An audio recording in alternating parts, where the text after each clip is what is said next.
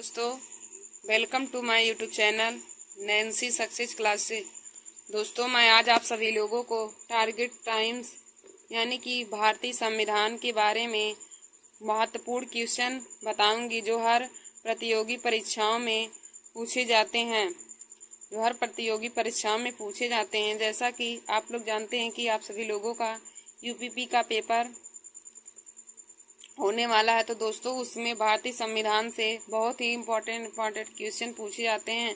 तो आज मैं उन्हीं सभी क्वेश्चनों को टारगेट टाइम की सहायता से करवाऊंगी। तो देखिए दोस्तों, यहाँ जो लोग आईएएस की एग्जाम की तैयारी कर रहे हैं, PCS, SSC, railway, UP triple SC, SI, TET, TGT, PGT, सभी परीक्षाओं के लिए यह भारतीय संविधान से संबंधित महत्वपूर्ण क्वेश्चन सभी लोगों के लिए बहुत ही इम्पोर्टेंट है। तो दोस्तों, आप सभी लोग हमारे इस वीडियो को देख लीजिए और अपने दोस्तों में भी शेयर कर लीजिए ताकि उन तक भी हमारा यह वीडियो चला जाए।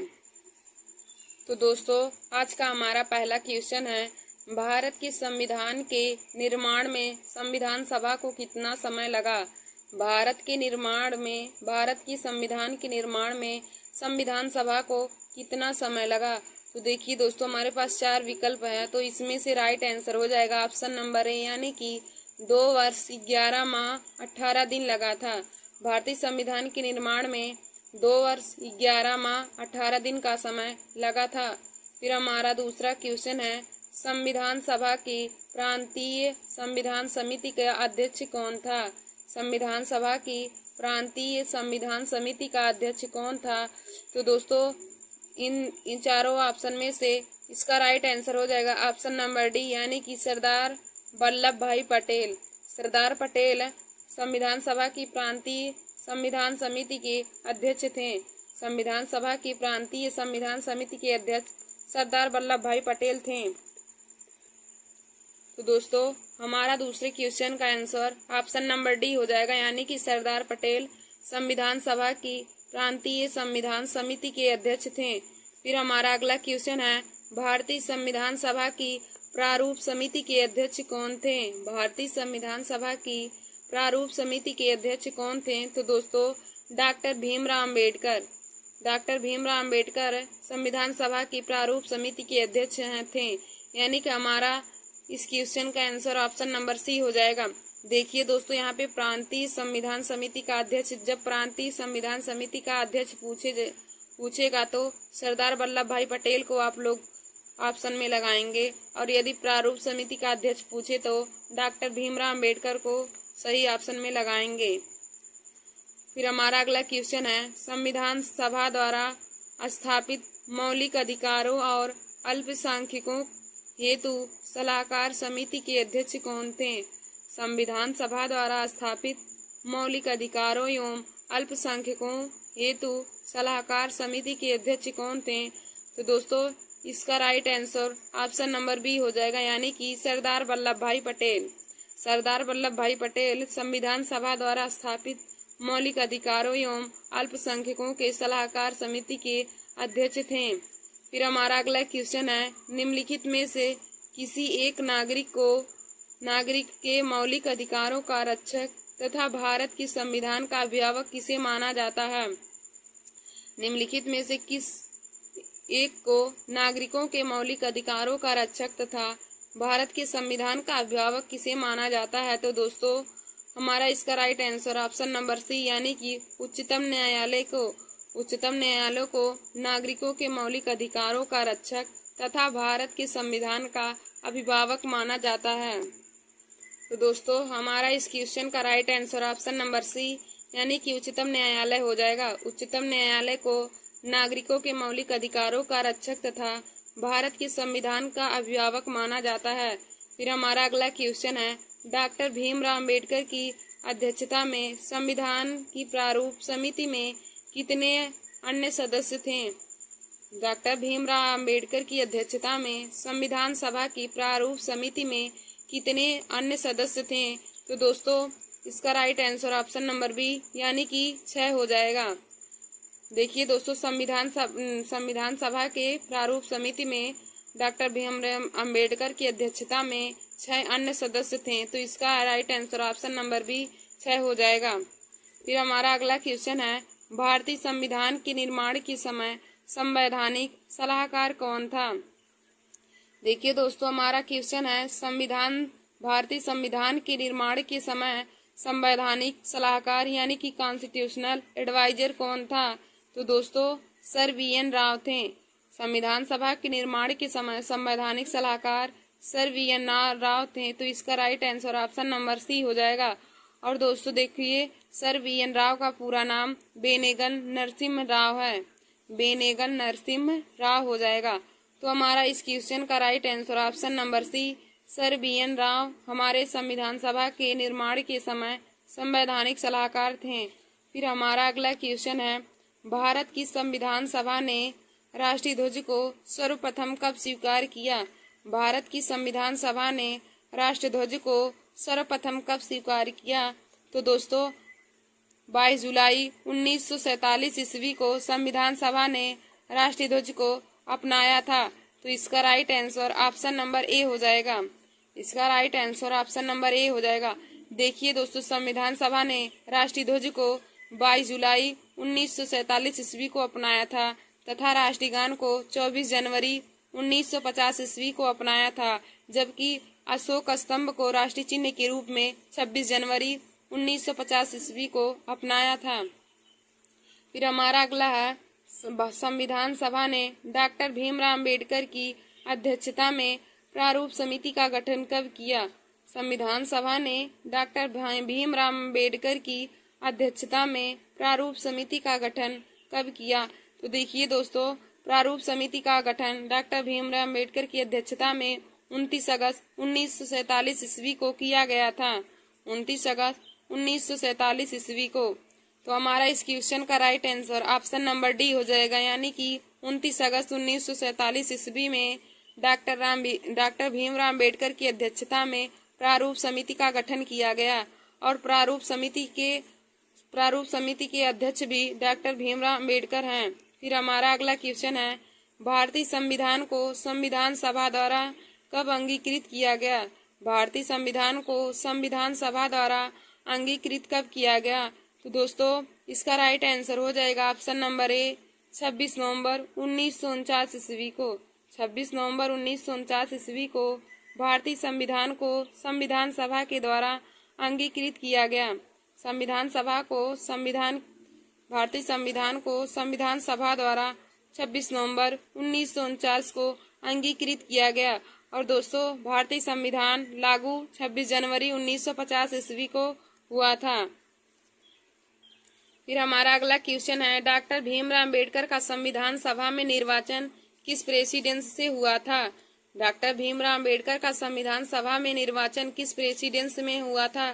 तो दोस्तों इसका right answer option number B, यानी कि बम्बई प्रेसिडेंस से भीमराव अम्बेडकर का संविधान सभा में निर्वाचन हुआ था। भीमराव अम्बेडकर का संविधान सभा में निर्वाचन बम्बई प्रेसिडेंस से हुआ था। फिर हमारा अगला क्वेश्चन है, डॉक्टर भीमराव अम्बेडकर का जन्म व मृत्यु कब हुआ? डॉक्टर भीमराव अम्बेडकर का जन्म व मृत्यु कब हुआ? तो देखिए दोस्तों, डॉक्टर भीमराव अम्बेडकर का जन्म 1891 ईस्वी में तथा मृत्यु 1956 ईस्वी को हुआ था। जन्म 14 अप्रैल 1891 ईस्वी को और मृत्यु 1956 ईस्वी को होता है। तो देखिए दोस्तों, डॉक्टर भीमराव अम्बेडकर का जन्म 14 अप्रैल को हुआ था, इसीलिए 14 अप्रैल को डॉक्टर भीमराव अम्बेडकर जयंती के रूप में मनाया जाता है। तो डॉक्टर भीमराव अम्बेडकर का जन्म 14 अप्रैल 1891 ईस्वी को हुआ था तथा मृत्यु 1956 ईस्वी को हुआ था। फिर हमारा अगला क्वेश्चन है, भारतीय संविधान को 26 नवंबर 1949 को किसके द्वारा अधिनियमित किया गया था? भारतीय संविधान को 26 नवंबर 1949 को किसके द्वारा अधिनियमित किया गया? तो दोस्तों इसका right answer option number A संविधान सभा के द्वारा। संविधान सभा के द्वारा भारतीय संविधान को 26 नवंबर 1949 को स्वीकार किया गया या फिर अधिनियमित किया गया। फिर हमारा अगला क्वेश्चन है, भारतीय राजनीतिक व्यवस्था में निम्न में से कौन सा सर्वोच्च है? भारतीय राजनीतिक व्यवस्था में निम्न में से कौन सा सर्वोच्च है? तो दोस्तों इसका right answer option number B हो जाएगा, यानी कि संविधान। भारतीय राजनीतिक व्यवस्था में संविधान को ही सर्वोच्च माना जाता है। देखिए दोस्तों, भारतीय राजनीतिक व्यवस्था में संविधान को ही सर्वोच्च माना जाता है। फिर हमारा अगला क्वेश्चन है, किसने कहा था संविधान सभा कांग्रेस थी और कांग्रेस भारत था? किसने कहा था कि संविधान सभा कांग्रेस थी और कांग्रेस भारत था? तो दोस्तों ऑस्टिन ने कहा था कि भारतीय संविधान सभा कांग्रेस थी और कांग्रेस भारत था। तो इस क्वेश्चन का right answer option number A, यानी कि ऑस्टिन हो जाएगा। फिर हमारा अगला क्वेश्चन है, भारतीय संविधान सभा में कुल कितनी महिलाएं सदस्य थीं? भारतीय संविधान सभा में कुल कितनी महिलाएं सदस्य थीं? तो देखिए दोस्तों, भारतीय संविधान में कुल 15 महिलाएं सदस्य थीं। भारतीय संविधान में कुल 15 महिलाएं सदस्य थीं। फिर हमारा अगला क्वेश्चन है, संविधान सभा में वयस्क मताधिकार को 15 वर्ष के लिए स्थगित करने की बात किसने की थी? संविधान सभा में वयस्क मताधिकार को 15 वर्ष के लिए स्थगित करने की बात किसने की? तो दोस्तों इसका राइट आंसर हो जाएगा ऑप्शन नंबर सी, यानी कि मौलाना आजाद ने। मौलाना आजाद ने संविधान सभा में वयस्क मताधिकार को 15 वर्ष के लिए स्थगित करने की बात की थी। मौलाना आजाद ने संविधान सभा में वयस्क मताधिकार को 15 वर्ष के लिए स्थगित करने की बात की थी। तो दोस्तों इसका right answer option number C हो जाएगा। फिर दोस्तों हमारा अगला क्वेश्चन है, भारत शासन द्वारा राजकीय चिन्ह कब अंगीकृत किया गया?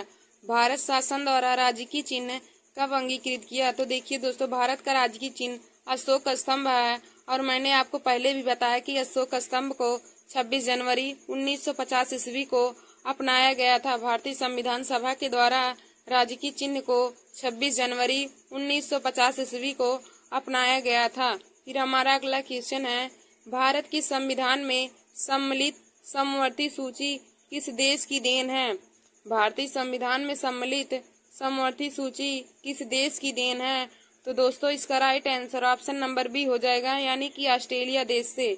हमारे समवर्ती सूची ऑस्ट्रेलिया देश के संविधान से लिया गया है। समवर्ती सूची ऑस्ट्रेलिया देश के संविधान से लिया गया है। फिर हमारा अगला क्वेश्चन है, लिखित संविधान का प्रारंभ किस देश में हुआ था? लिखित संविधान का प्रारंभ किस देश में हुआ? तो इसका right answer option number D हो जाएगा, अमेरिका देश से। अमेरिका देश से लिखित संविधान का प्रारंभ हुआ था। फिर हमारा अगला क्वेश्चन है, निम्नलिखित में से किस अधिनियम द्वारा भारत के गवर्नर जनरल को अध्यादेश जारी करने की शक्ति प्रदान की गई? तो दोस्तों इसका right answer option number B हो जाएगा, यानी कि भारतीय परिषद अधिनियम 1861 के द्वारा। भारतीय परिषद अधिनियम 1861 के द्वारा भारत के गवर्नर जनरल को अध्यादेश जारी करने की शक्ति है। फिर हमारा अगला क्वेश्चन है, संविधान सभा में किस प्रांत का प्रतिनिधित्व सबसे अधिक था? संविधान सभा में किस प्रांत का प्रतिनिधित्व सबसे अधिक था? तो दोस्तों इसका right answer option number D हो जाएगा, संयुक्त प्रांत का। संयुक्त प्रांत का प्रतिनिधित्व सबसे अधिक था संविधान सभा में। फिर हमारा अगला क्वेश्चन है, संविधान सभा में किस देशी रियासत के प्रतिनिधित्व ने भाग नहीं लिया था? संविधान सभा में किस देशी रियासत के प्रतिनिधित्व ने भाग नहीं लिया?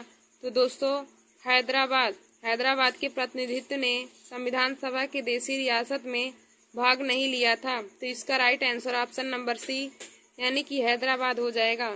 फिर हमारा अगला क्वेश्चन है, संविधान सभा का प्रथम अधिवेशन कहाँ पर हुआ था? संविधान सभा का प्रथम अधिवेशन कहाँ पर हुआ?